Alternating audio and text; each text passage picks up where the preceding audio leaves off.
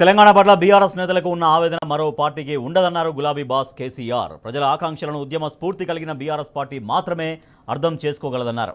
ఏడాదిన్నర కాంగ్రెస్ పాలనలో గులాబీ పార్టీ చిత్తశుద్ధి ఏంటో ప్రజలకు స్పష్టంగా అర్థమైందన్నారు. తెలంగాణ ప్రజలు ఏం కోల్పోయారో అర్థం చేసుకుంటారని అన్నారు. రజతోత్సవ సభకు అంచనాకు మించి లక్షలాదిగా జనం తరలివస్తారని ధీమా వ్యక్తం చేశారు కేసీఆర్.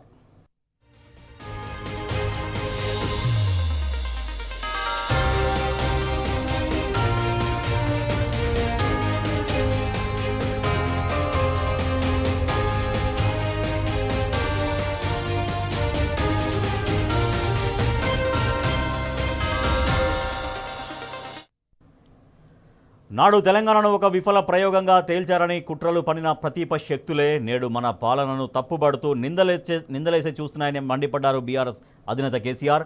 తెలంగాణ ప్రజలకు పాలేవో నీళ్లేవో స్పష్టంగా తెలిసిందని తేల్చి చెప్పారు. సాగునీరు, తాగునీరు, విద్యుత్తు వంటి మౌలిక వసతుల కల్పనలో రాష్ట్ర ప్రభుత్వం వైఫల్యం చెందడం శోచనీయమన్నారు. రజతోత్సవ సభ అనంతరం పార్టీ సభ్యత్వ ప్రక్రియ ప్రారంభమవుతుందన్నారు. అనంతరం గ్రామ స్థాయి నుంచి కమిటీల నిర్మాణం జరుగుతుందన్నారు. ఆ తర్వాత జిల్లా పార్టీ కార్యాలయాలు కేంద్రంగా శిక్షణ తరగతులు ఉంటాయన్నారు. ఈ మేరకు జిల్లాల వారీగా బీఆర్ఎస్ పార్టీ అధ్యక్షులు, ముఖ్య నేతలతో వారం రోజుల పాటు సాగిన సన్నాహక సమావేశాలు ముగిశాయి. రజతోత్సవ సభ విజయవంతంతో పాటుగా పలు అంశాలపై నేతలకు దిశానిర్దేశం చేశారు కేసీఆర్.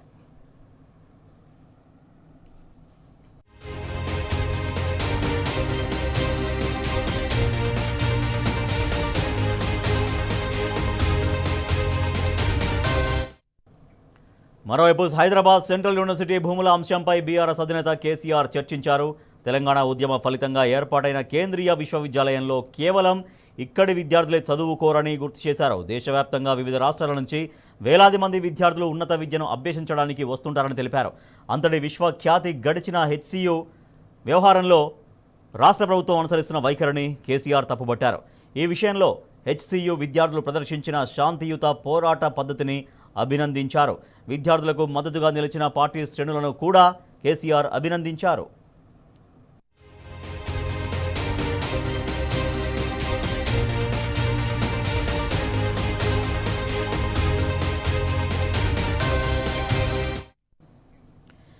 ఇక ఈ నెల 27న నిర్వహించబోయే బీఆర్ఎస్ రజతోత్సవ వేడుకలకు సంబంధించి వాటి నిర్వహణకు సంబంధించి బీఆర్ఎస్ అధినేత కేసీఆర్ దిశానిర్దేశం చేశారు పార్టీ నాయకులకు. దాంతోపాటుగా రాష్ట్ర ప్రభుత్వ వైఫల్యాలకు సంబంధించి అలాగే బీఆర్ఎస్ పార్టీ రాబోయే రోజుల్లో నిర్మాణం గురించి కూడా వారికి దిశానిర్దేశం చేశారు.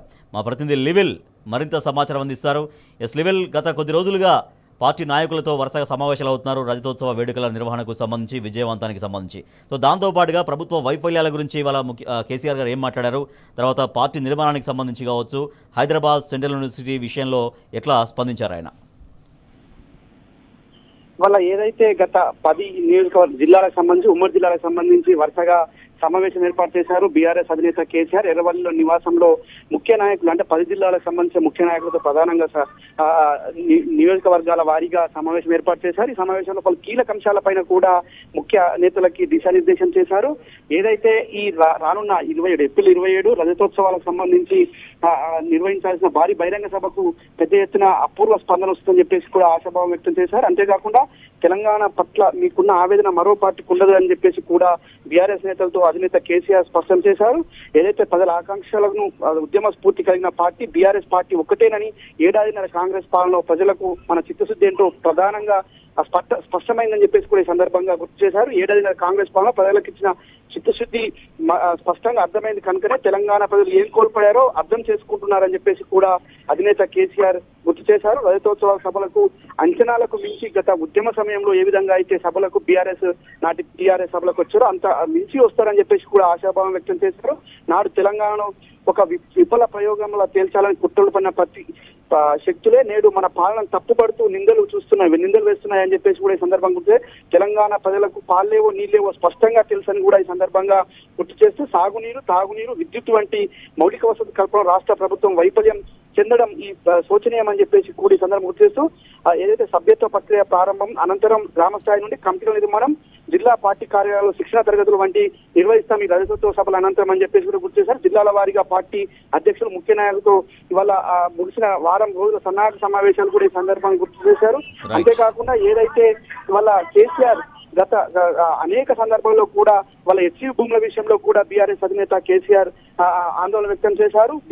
ఏదైతే హెచ్సియు భూముల విషయంలో అనేక రాష్ట్రాలకు సంబంధించిన విద్యార్థులందరూ చదువును అభ్యసిస్తారు. వారు ఖచ్చితంగా ఆ పర్యావరణాన్ని కాపాడంలో కావచ్చు, అందులో రీసెర్చ్ చేయడంలో కావచ్చు, వారు అనేక ముందుంటారు కాబట్టి అందుకే ఉద్యమం చేశారని చెప్పేసి కూడా రాజకీయ కోణం పక్కన పెడితే తెలంగాణ ప్రజల పట్ల ఉండే 15 ఏళ్ల రాష్ట్రం కోసం కొట్లాడిన బిడ్డలుగా 10 ఏళ్ల పాటు రాష్ట్ర ప్రగతి కోసం తనలాడిన బిడ్డలుగా తెలంగాణ పట్ల బీఆర్ఎస్ కున్న ఉన్నదని చెప్పేసి కూడా ఈ సందర్భం గుర్తు చేస్తూ అనేక అంశాలను కూడా ఈ సందర్భం ప్రస్తావించారు. రాష్ట్రంలో పరిస్థితులు రోజు రోజుకు దిగజారుతున్నాయి. రాష్ట్రంలో వ్యవసాయం, విద్యుత్, తాగునీరు వంటి అనేక మౌలిక వసతుల కల్పనలో పూర్తిగా వైఫల్యం చెందారని చెప్పేసి కూడా ఈ సందర్భం గుర్తు చేశారు.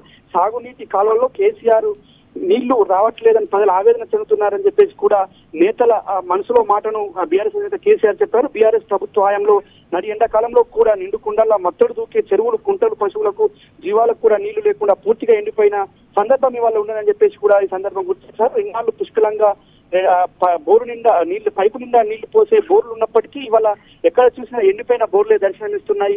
దాంతో పశువులకు మేతగా ఇవాళ పంటలు ఉపయోగపడుతున్నాయని చెప్పేసి కూడా ఈ సందర్భంగా ఆవేదన వ్యక్తం చేస్తూ సాగునీరు అందుతుందని ఆశతో యాసంగి వర్ణ చేసుకున్న రైతన్నలకు ఇవాళ పొట్టకచ్చిన చేతుకు రాకపోవడం ఒక ఆశ, తీవ్ర ఆందోళన గురి చేస్తుందని చెప్పేసి, అంతేకాకుండా పల్లె ప్రగతి, పట్టణ ప్రగతి కార్యక్రమాలతో దేశ ప్రగతి ఆర్థిక వ్యవస్థకు పట్టుగొమ్మల్లో ఉన్న పడవిన తెలంగాణ ఇవాళ ఎక్కడ చూసినా ఏముందిలే అన్న తెలంగాణగా ఉన్నదని చెప్పేసి కూడా గుర్తు చేసి వాళ్ళ కాంగ్రెస్ 16 నెలల పాలనను గత 10 ఏళ్ల పాలనతో పోల్చడం ఏమాత్రం సమయోచితం కాదు. ఖచ్చితంగా 10 ఏళ్ల పాలనలో ఏం కోల్పోయామని 16 నెలలకు పూర్తిగా అర్థమైపోయింది. కేసీఆర్ అంటే తెలంగాణ అంటే బీఆర్ఎస్ పార్టీ అంటే ఖచ్చితంగా బీఆర్ఎస్ ఆకాంక్షలు ఏదైతే తెలంగాణ ఆకాంక్షలు నెరవేర్చే పార్టీ బీఆర్ఎస్ నేతలే అని చెప్పేసి కూడా మరోసారి స్పష్టం చేశారు. తెలంగాణ పుట్టుకకే వాళ్ళ ఆనాడు టీఆర్ఎస్ పార్టీ పుట్టింది, బీఆర్ఎస్ పార్టీ పుట్టింది. 10 ఏళ్ల అభివృద్ధి పథంలో కొనసాగించిన తెలంగాణ వాళ్ళ అస్తవ్యస్తమైందని చెప్పేసి ఇప్పుడు వాళ్ళ ఆందోళన వ్యక్తం చేశారు రాజేష్, బీఆర్ఎస్ నేత కేసీఆర్.